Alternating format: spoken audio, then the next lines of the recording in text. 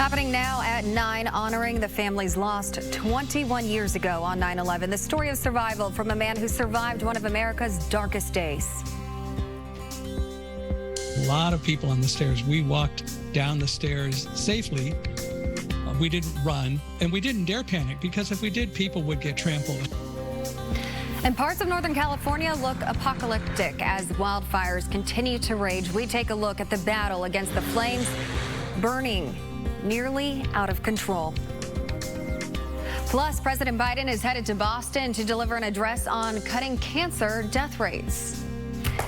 And the speech lands on the 60th anniversary of President John F. Kennedy's moonshot speech, what he's expected to discuss.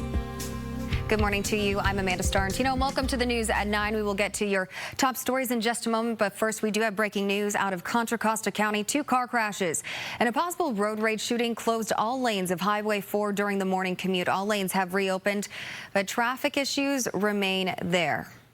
And now to the story you're likely wondering about last night.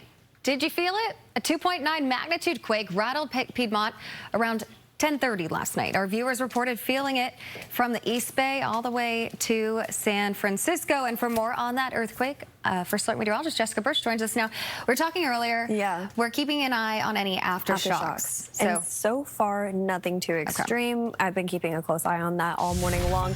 Let's take our eyes to the skies, though. We got the ground covered, but as we extend into this afternoon, it's gloomy. I mean, it is a very, very strong marine layer that we're dealing with right now.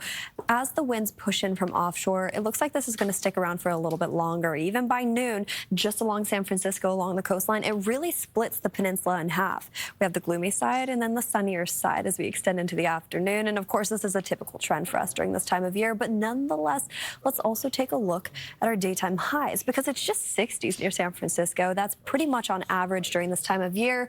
But as we take a look at our East Inland Hills, well, we have 80s in sight for us today.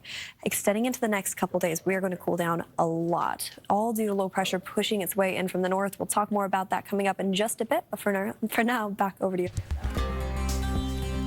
All right, thank you, Jessica. Now let's take a look at some of today's top stories. Now, we are going to start with the murder of 8-year-old Sophia Mason from Hayward. Her mother's boyfriend, Dante Jackson, was taken into custody on Saturday. 3 other people were also arrested, suspected of helping Jackson elude authorities. There was evidence showing that Sophia was the victim of continuous physical abuse. Detectives learned that Sophia was forced to live in a shed in the backyard, as well as a closet inside the residence. That's just absolutely horrific. Well, today is the 60th anniversary of JFK's famous "We Chose to Go to the Moon" speech. The speech is expected to draw parallels between the push to land on the moon and Biden's own, quote, vision for another American moonshot, a future where we end cancer as we know it. Cancer is the 2nd highest cause of death in the country. In the next 10 minutes, we will hear from an assistant professor at San Jose State on the significance of the president's speech. Well, within the past few hours, King Charles III addressed a gathering of British lawmakers. The king and his wife Camilla walked in a procession into Westminster Hall. Charles called Parliament, quote, the living and breathing instrument of our democracy. That your traditions are ancient, we see in the construction of this great hall, and the reminders of medieval predecessors of the office to which I have been called. And the king said he intends to follow his late mother Elizabeth's example and, quote, maintain the precious principles of constitutional government. Well, now on the fire watch, the danger from the mosquito fire near Lake Tahoe is growing. Drought conditions are still fueling the flames, tearing through dry timber. More than 40,000 acres have burned so far. Cooler temps this weekend have helped. Containment is now up to 10%. But those flames still threaten more than 6,000 homes. I'm scared to death I'm going to lose everything. 11,000 people now staying at evacuation centers in Rockland, just east of Sacramento, and they're hoping for the best. In Southern California, crews are making progress against the Fairview fire that's burning east of LA. Flames have scorched 28,000 acres, but firefighters expect to have it fully contained tomorrow. And a scary moment here on the fire lines when a helicopter carrying fire crews lost control and spun to the ground. All 3 people on board somehow survived this with only moderate injuries. You can just see how much damage was done there. Very scary. Well, the family of Alexis Gabe has now doubled the reward amount to find the missing 24-year-old's body. They are offering $100,000 for information leading to the recovery of her remains. Gabe disappeared on January 26. She was last seen in Antioch, where authorities suspect that her ex-boyfriend killed her in his home on that day. And police in San Leandro are still looking for the two men they say are responsible for a shooting that injured 3 people at a marijuana grow this morning. Police say they got a call that the business was being burglarized. When officers showed up, they found 3 people shot: a security guard, a site manager, and one of the burglary suspects. And police tracked down the other 3 suspects in a U-Haul, but 2 managed to run to another vehicle and get away. The third was taken into custody. It's been 21 years since the September 11th attacks. Can you believe it's been 21 years? Americans everywhere took time yesterday to remember the nearly 3,000 lives lost and the ways all our lives were forever changed. KPIX 5's Dahl Lynn has the stories of 3 people from right here in the Bay Area who experienced the attacks firsthand. Michael Hinkson turned his story of survival into a New York Times bestseller, Thunderdog. He and his guide dog, Roselle, walked down 78 flights of stairs to safety. There were a lot of people on the stairs. We walked down the stairs safely. We didn't run, and we didn't dare panic, because if we did, people would get trampled. Michael was working on the 78th floor of the World Trade Center when a plane crashed into the building. He and co-workers didn't know what was going on, but knew to get out. There were a few other times that people started to panic, and some of us would stop and have a group hug. The former North Bay resident says through teamwork and trust, Roselle guided him safely out of the tower about an hour later. We had no idea what really happened until after both towers fell, and I was able to reach my wife by phone. On the opposite side of the country, a group of Menlo Park firefighters were called to help with search and rescue. Frank Frione and Harold Schapelhoman say they knew quickly it was more about recovery. The retired fire chief recorded the massive amount of debris they saw. It was like something out of War of the Worlds, right? I mean, multi-story steel structures collapsed, burned out. Everything was destroyed. The smells of human decomposition, the smells of burning flesh, the smoke. We were able to, we found a lot of body parts, a lot of parts of the plane, able to find some voids. We were able to search some areas that other people couldn't get into because of our equipment. They got through the grim discoveries by focusing on the mission, closures for the victims' families. Although all 3 men had different experiences with 9/11, on this 21st anniversary, they hope the nation will heal from recent years of political division. I want people to remember as much what happened after September 11th as what happened on the day. That is, we became very unified as a nation. Everybody was kind of pulling the same direction. There really wasn't Democrats or Republicans. We need to remember this and not let it happen again. We seem to forget things pretty quick. I'm Dahl Lynn, KPIX 5. A message we all need to listen to. Well, Governor Newsom officially declared September 11th Patriot Day as a way to honor all the first responders and everyone else who died that day, saying, quote, "Let us pay tribute to the American heroes we have lost and recommit to the values of equality, opportunity, and freedom our nation stands for." Let's now take a live look at our state's capital in Sacramento, where United Farm Workers are entering their 3rd week of their 24-hour-a-day vigil. Farm workers and supporters will keep the vigils going until Governor Gavin Newsom decides whether or not to sign AB 2183 into law. This legislation would make voting in union elections easier for farm workers while ensuring they are free from intimidation and deportation. Farm worker groups from San Francisco, Los Angeles, and Fresno are already there at this vigil. Until the governor signs the bill. It's only him. He's standing in the way of the rights of our, campesinos who have the right to organize. They have the right to vote. They have human rights just like you and me. Governor Newsom vetoed a similar bill last year and said he will veto this year's bill too.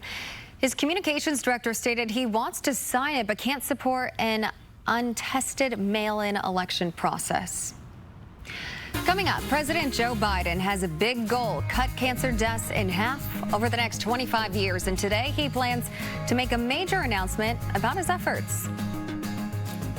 Plus, Britain enters another day of mourning, Scotland's final goodbye to Queen Elizabeth.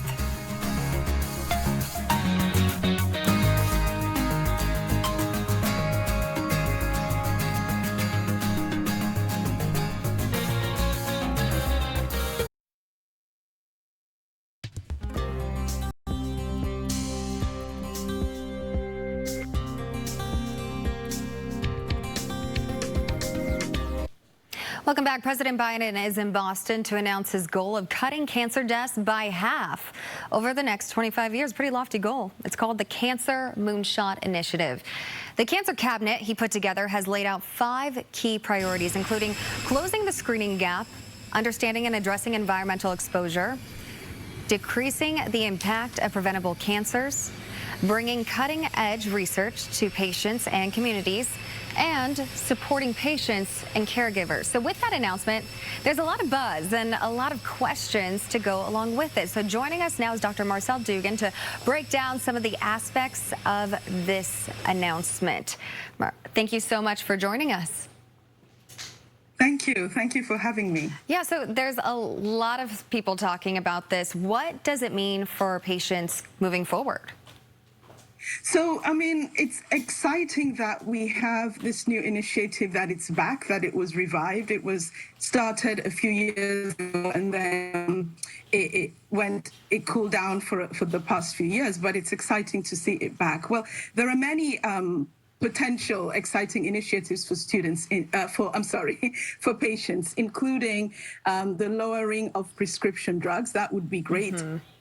Drugs cost thousands of dollars a year, and these could be lowered by as much as $6,000. They're also looking into telehealth and how that can improve patient outcomes. So lots of opportunities there for patients. Yeah, it sounds like a lot of ways that are enabling more access for patients with this. So outside of patients, this also has an impact on healthcare providers. So what does this mean to the industry professional?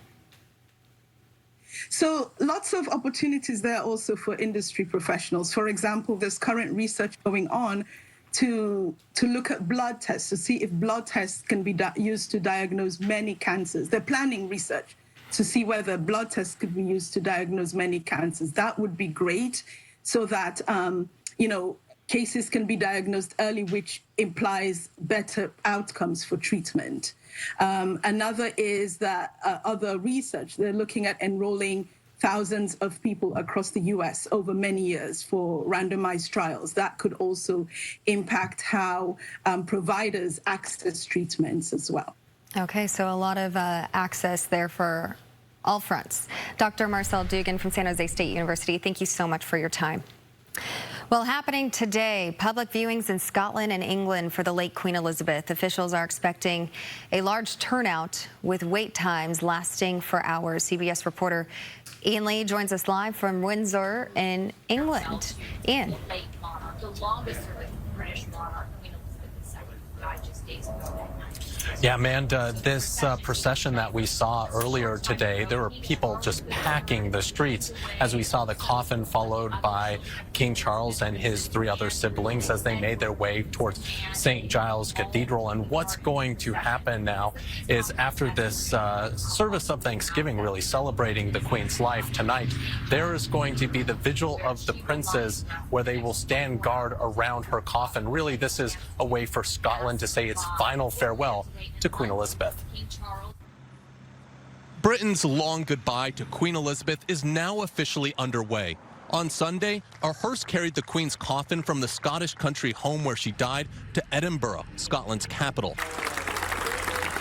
The 6-hour journey was marked by huge crowds that lined the roads for a glimpse of the hearse. The mood was somber but respectful, but spontaneous applause began just as the cortege had left. Today, the Queen's body will be transported to St. Giles Cathedral along Edinburgh's Royal Mile.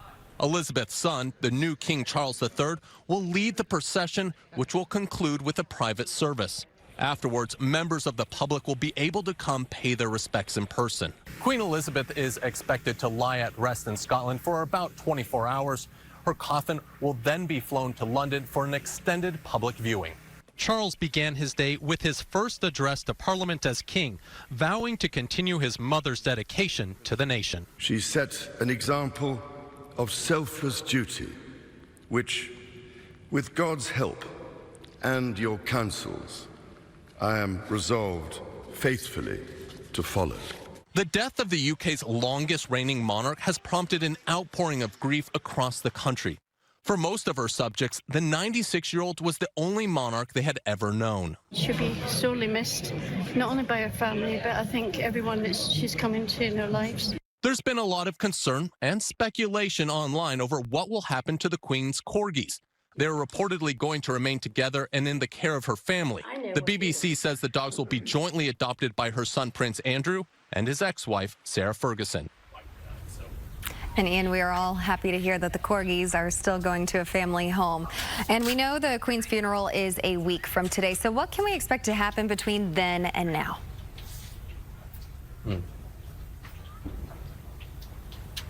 Yeah, it's quite packed. You know, there's going to have a 24-hour viewing of the Queen in Scotland. After that, she's going to be flown to London. There's going to be 4 days here where she'll lie in state. People will want to catch a glimpse of her coffin, streamed by her. Standard is going to be on the coffin. And it really is going to be a time of reflection for a lot of people here in the United Kingdom, especially because, you know, this is someone who meant so much for so many. And when we were talking about just how long these lines could be, people could be spending the night trying to catch a glimpse of her.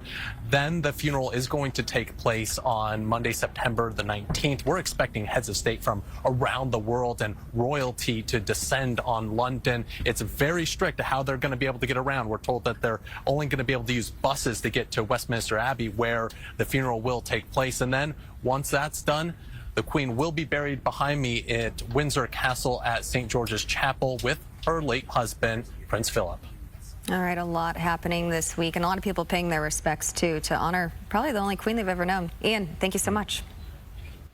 Now let's take a look at your Money Watch headlines this morning. Visa is joining MasterCard and American Express in categorizing gun sales in a separate category. The new category was approved by an international entity that sets industry standards. Until now, gun sales were considered general merchandise.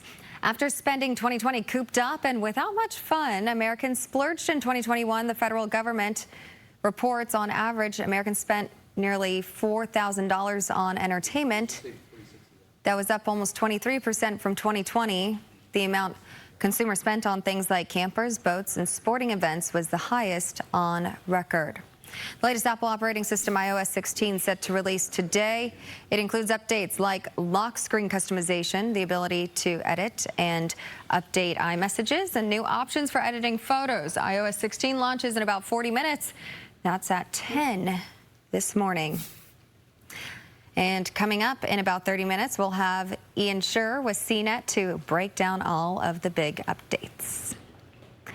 All right, now I'm here with First Alert meteorologist Jessica Birch with our forecast that we like a lot better this week. Oh my goodness. You were not our favorite person last week. I was no one's favorite person last week. I wasn't even my own favorite person last week. It was a scorcher. I still love you, Jess. Don't worry. needed that. I needed that moral support for this forecast. Now, things are completely different today compared to last Monday. I mean, last Monday we were dealing with record-breaking numbers. I'm sure you haven't forgotten about that just yet. Today it is gloomy, it is calm, and low pressure is making its debut once again, giving us a typical forecast for a Monday setup. So that marine layer is sticking around along the coastline and splitting the peninsula in half as we extend into the afternoon.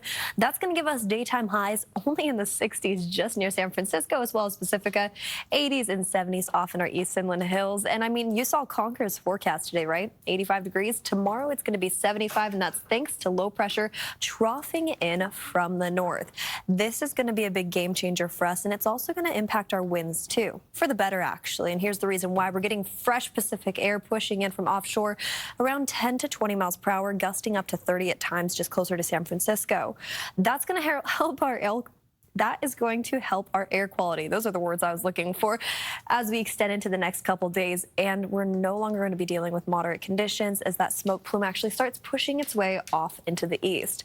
Let's take a quick look at what we can expect heading into the next couple days. So for San Francisco, we're sitting in the upper 60s, lower 70s.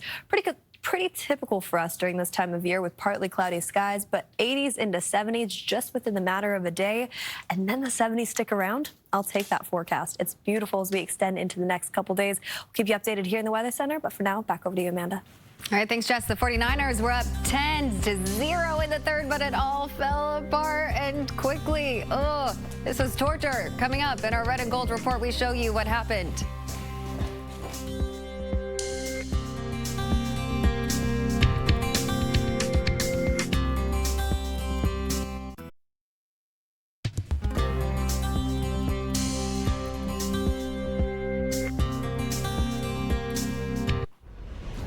Well, it was a rough season opener and a rough night for Niners fans. They got swamped by the Bears on Sunday. Charlie Walter breaks down the painful loss in this morning's Red and Gold Report.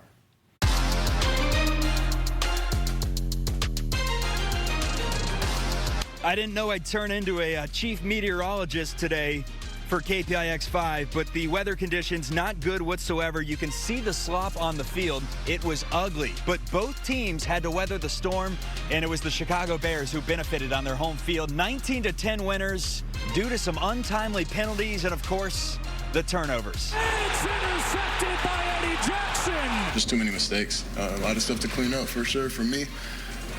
But man, excited. Still got my head up. Excited to get ready to go next week. The 49ers leader kept his head held high as he walked into the locker room, knowing he has a lot to fix. Just frustrated with myself a little bit.